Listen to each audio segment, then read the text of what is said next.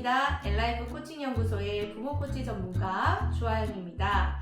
오늘은 우리 아이 미래인재 키우기라는 주제를 가지고 여러분들에게 전달드리도록 할 건데요.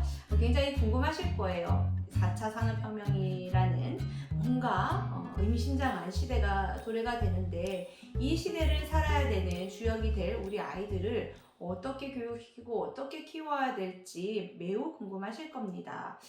오늘 그 중에서 두 가지를 가지고 왔는데요. 이 두 가지 팁은 굉장히 기초적인 부분이라고 보시면 돼요. 우리 여성분들 메이크업 하시려면 색조 화장만 잘하면 사실 별로 촌친하잖아요. 그죠? 근데 기초 베이스가 잘 되어야 스킬이 들어가도 굉장히 빛이 날 겁니다. 공부만 잘하는 아이를 키울 것인가, 공부도 잘하는 아이로 키울 것인가, 이 도에 해당되는 부분들일 수도 있을 것 같아요. 자, 그렇다면 제가 오늘 여러분들과 나눌 주제 첫 번째는요, 창의력입니다. 창의력을 높여라. 사전적 의미는 여러분들이 더 잘 아실 수도 있고 찾아보시면 아실 수 있으니 그건 패스하도록 하고요. 그냥 제가 쉽게 얘기를 하겠습니다. 쉽게. 창의력이라는 것은 창조와는 다르죠. 창조는 없는 것에서 새로운 것을 만들어낸다라고 한다면 창의는 있는 것을 어떻게 창의, 복합, 융합 이런 얘기 들어보셨을 거예요. 어떻게 잘 조합을 하고 다르게 발상을 하고 또 그러한 다른 발상을 통해서 새로운 또 유사하지만 또 새로운 것들을 만들어낼 수 있는 아이디어, 관점, 시각, 사고 이런 표현을 할 수가 있을 것 같네요. 자, 어떻게 하면 창의력을 키울 수 있을까? 구체적인 사례로 한번 얘기를 해볼까요? 아이와 같이 길을 가고 있습니다. 혹은 유치원을 데려다 주고 주로 혹은 학교를 데려다 주러 가는 길이에요. 근데 아이가 갑자기 이렇게 웅크려 앉더니 개미들이 줄지어 가고 있는 모습들을 보면서 엄마 잠깐만 기다려봐. 얘네들이 어디를 가는지 내가 꼭 관찰을 좀 해봐야겠어. 라고 얘기를 하는 거예요. 이럴 때 여러분들 어떻게 하실까요? 그럼요. 네, 잠깐은 지켜봐 주시겠죠. 근데 이 아이가 세워라 내워라 이 개미들을 계속 쫓아가면서 자기의 가야 될 목적지를 가지고 가지 않는 것 같아요. 그러다 보니 엄마 마음에 서두르게 되죠. 아, 그만 보고 빨리 가자. 늦겠어. 얘야 빨리 일어나. 그냥 지들 갈 길 가겠지. 너도 빨리 네가 갈 길 가야 될 거 아니야. 어느 순간 아이는 시무룩해져서 일어나서 투덜거리면서 아마 목적지를 가게 될 수도 있을 거예요. 이럴 때 어떻게 해야 될까? 또 혹은 엄마 잠깐만요. 오늘 하늘을 보니까 너무 아름다운 것 같아요. 벚꽃 만개한 거 보세요. 하늘에서 팝콘이 떨어지는 것 같아요. 저 이것 좀 느끼다 갈래요. 혹은 하늘의 구름이 마치 무엇과 같아요. 하늘 좀 관찰 좀 하다가 알 것 같아요. 엄마, 왜 여름 하늘과 가을 하늘은 높이가 다른 것 같아? 나 이거 좀 관찰하고 싶어. 나 좀 구경하고 싶어. 좀 느끼고 싶어. 잠깐만. 자, 이럴 때 엄마들은 어떻게 대응하실까요? 처음에는 어머니들도 그러네. 너무 예쁘네. 거기까지는 잘하실 거라고 생각이 듭니다. 그 다음에 엄마들이 하셔야 되는 게 뭐냐면은 질문을 만들어내라는 거예요. 이두나, 저 개미들은 지금 줄지어서 어디를 가는 걸까? 저 작은 개미들의 집은 어떤 곳일까? 왜 겨울에는 보이지 않다가 따뜻해지니까 개미들이 나오는 걸까? 혹은 왜 하늘은 여름에는 낮은데 가을에는 높아지는 걸까? 왜 벚꽃은 기간이 이렇게 짧게 꽃이 피었다가 지는 걸까? 왜 봄에 새싹은 피는 걸까? 질문을 던지는 거예요. 물론 지금처럼 저는 지금 강의 중이니까 이렇게 따발총처럼 이렇게 질문을 던졌지만 이렇게 툭툭 아이에게 던져보는 거예요. 질문을 하면 반사적으로 뭘 한다 그랬죠? 그렇죠. 네, 생각이라는 걸 하게 돼요. 물론 아이들이 대답해서 몰라. 하지만 아이 입에서는 모른다고 얘기를 나올지 모르겠지만 사실 생각은 하게 될 거예요.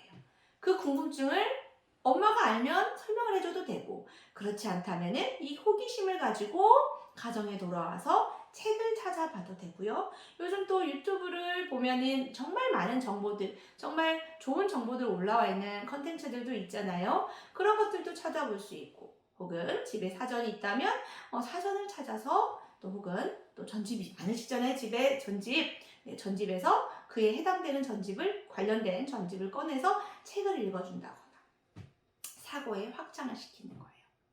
다시 말해서 누구나 A라는 지점에서 B라는 지점을 빨리 가서 선점했던 것이 리더가 될 수 있는 지름길이었을 때가 있기도 합니다만, 지금은요, 이렇게 돌아가는 친구들도 있을 것이고요, 지그재그로 가는 친구들도 있을 것이고, 요렇게 갔다가 요렇게 가는 친구들도 있을 것이고요. 서로 다 달라요. 속도도 서로 달라요. 하지만 그렇게 조금 돌아가더라도 가는 자기만의 길, 그 길은 오롯이 누구 거일까요? 맞습니다. 우리 아이들 거예요. 그렇게 하나하나씩 아이들의 노하우, 경험 이런 것들이 축적이 되면서 아이들의 사고를 확장시키고 자기만의 사고방식을 가지고 어떠한 부분을 볼 때 새로운 관점으로 볼 수 있는 장점으로 승화될 수 있는 거죠.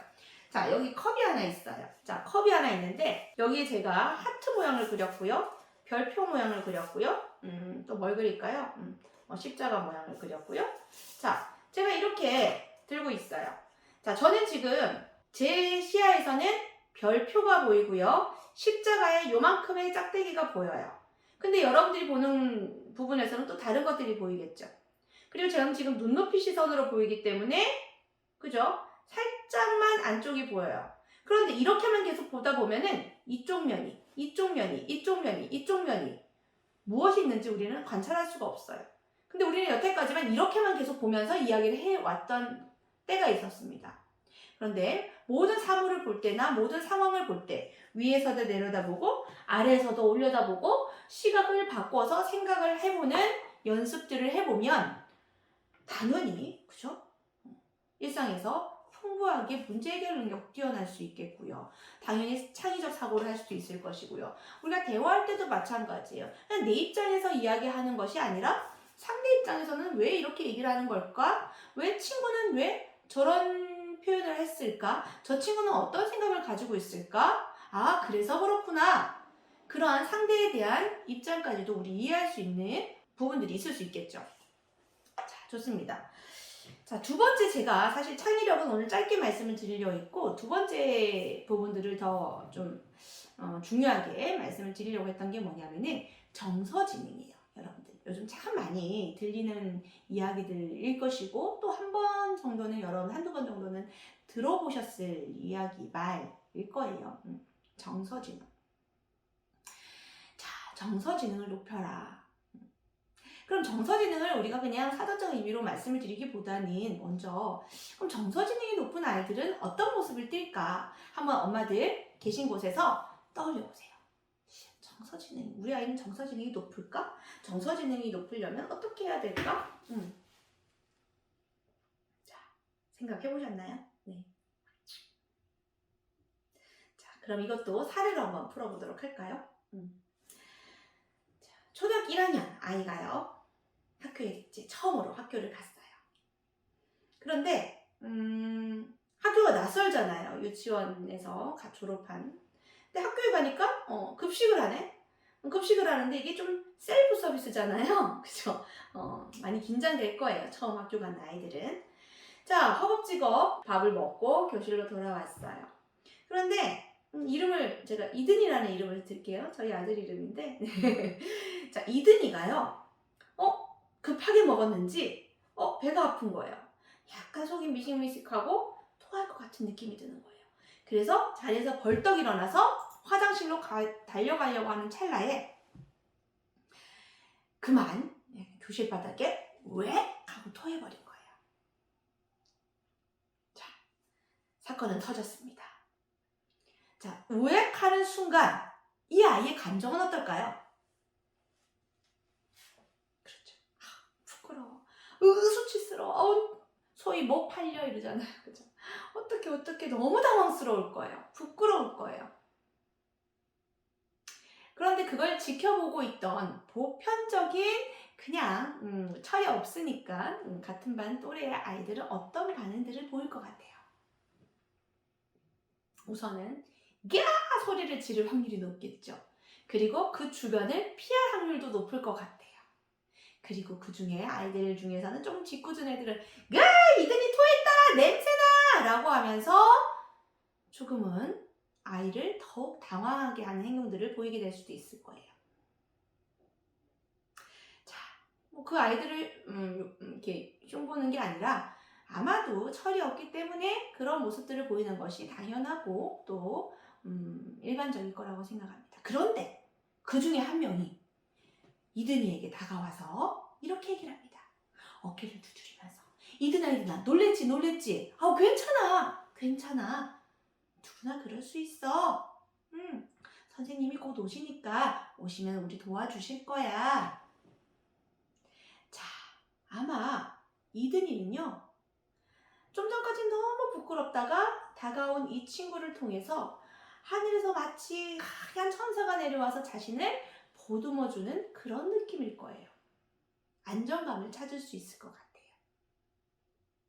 자, 그렇다고 이 어깨를 두드린 이 아이인들 눈앞에 보이는 이 토성 안 더러웠을까요? 더럽겠죠.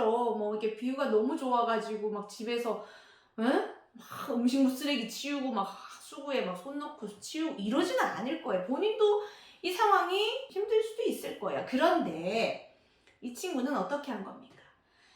자신의 감정을 컨트롤했죠. 왜? 상대가 지금 위험에 처했기 때문에. 상대가 지금 감정적으로 불편한 상황이란 것을 배려한 거죠. 그래서 자신의 감정을 컨트롤하고 심지어 상대의 감정을 긍정적인 방향으로 이끌어줬죠. 수치스럽다는 마음에서 안정감이라는 감정으로 이끌어줬어요. 아마도 이 어깨를 다가와준 이 친구는 정서지능이 뛰어난 아이일 거다라고 예상할 수 있을 거예요. 자, 그러면 우리 아이를 이런 정서지능이 뛰어난 아이로 키우는 것 어떻게 하면 좋을까? 정서가 안정되어야 돼요. 정서가. 쉬워요. 정서지능이 높으려면 정서가 안정되어야 된다. 이전에 제가 하나 더 말씀을 드리자면 그럼 정서지능이 그렇게 뭐 이렇게 마음 넓고 뭐 이렇게 좀 친구들 배려하고 이런 친구인 거예요? 네, 이런 아이들이 리더십이 뛰어날 수밖에 없죠. 여러분들이 만약에 직장생활 하시는 분들이 계시다면 한번 상상해 봅니다. 여러분들이 뭔가 힘듦을 가지고 있어요. 오늘 아이 학교에 가야 되는데 마감과 겹쳐가지고 눈치가 엄청 보이는데 그래도 눈치 보면서 이렇게 아이 학교 행사에 다녀왔어요. 그런데 위에 상사가 이렇게 얘기합니다. 뭐 김 팀장 정신이 있어 없어? 지금 마감이 눈앞인데 무슨 학교를 간다고 애 학교를 간다고 누구네 안 키워? 이래가지고 직장생활 하겠어? 이러는 상사가 있다고 하잖아요. 두 번째는요. 김 팀장 애 키우느라 또 직장생활 하느라 너무 고생이 많지. 나도 예전에 그런 일 나도 겪어봤어. 그 마음 이해한다. 그나저나 우리가 마감을 사실 눈앞에 코앞에 지금 두고 있어서 그런데 이 일까지는 좀 수요일 내에 마무리되어야 될 것 같은데 가능하겠어? 그래 힘들겠지만 좀 한번 좀 부탁하네 라고 얘기를 합니다. 첫 번째 팀장과 두 번째 팀장 누구를 따르겠냐는 겁니다. 여러분들 자녀가 어떤 리더가 되길 바라시냐는 겁니다. 그렇게 되면 정서지능이 왜 중요한지 더욱 여러분들이 이해하셨을 거라고 생각을 하고 이어서 다시 말씀드리면 정서지능이 뛰어나려면 정서가 안정되어야 된다 말씀드렸어요. 그럼 정서가 안정이 되지 않은 친구들은 일상에서 어떻게 볼 수 있죠?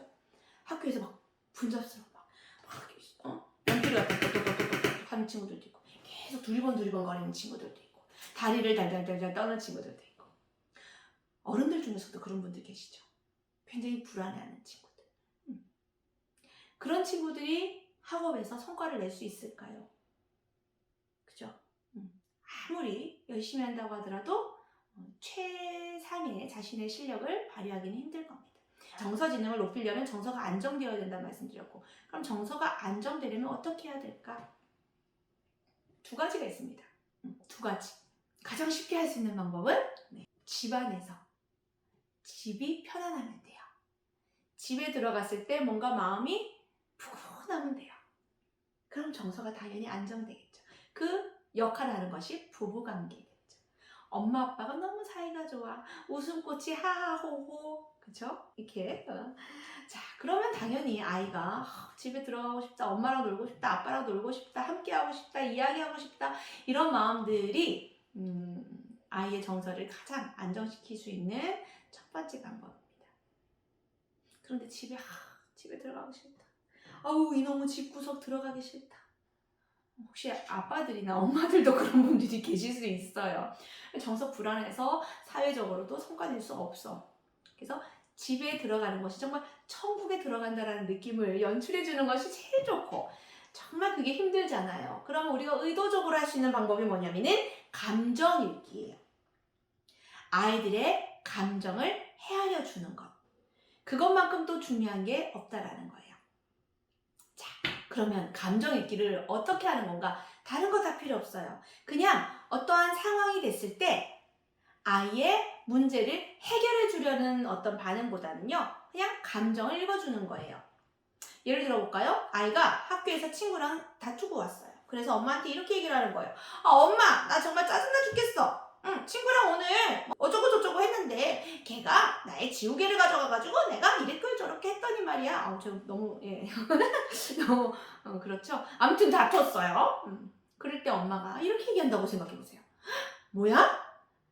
그놈 지지배가 우리 딸을 갖다가 그렇게 했단 말이야? 내가 엄마가 당장 학교에 찾아가 버릴 거야. 내가 당장 걔네 엄마한테 전화해버릴까? 물론 이런 어머님들은 드무시겠죠. 이 방송을 들으시는 분들은 그래도 조금은 지각이 있으실 거라고 생각이 들어요.